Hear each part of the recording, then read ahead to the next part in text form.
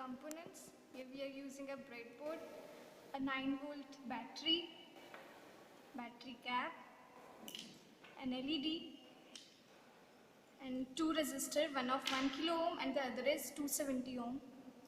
And the main component is our potentiometer. And you can use jumper wires if required. First of all, connect the 3-terminal device potentiometer to the breadboard.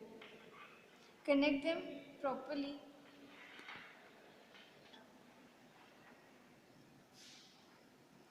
Remember to keep the knob upside. Now connect the 1 kilo ohm resistor to the middle terminal of our potentiometer. Carefully see it.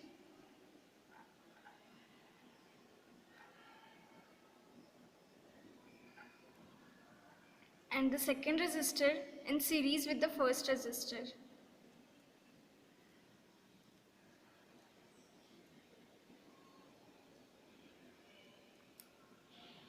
I hope it is visible to all. Now connect the LED, the positive terminal of the LED with the second resistor. Remember, the positive terminal is the one which is longer. It is also connected in series with the resistor. Now the negative terminal of the LED is connected to the negative terminal of the battery. First connect the battery cap. Here you can see the negative terminal of the battery. Connect it with the negative of LED.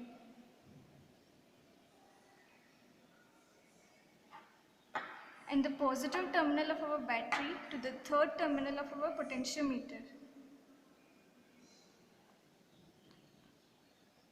As you know, these are internally connected. These columns are internally connected.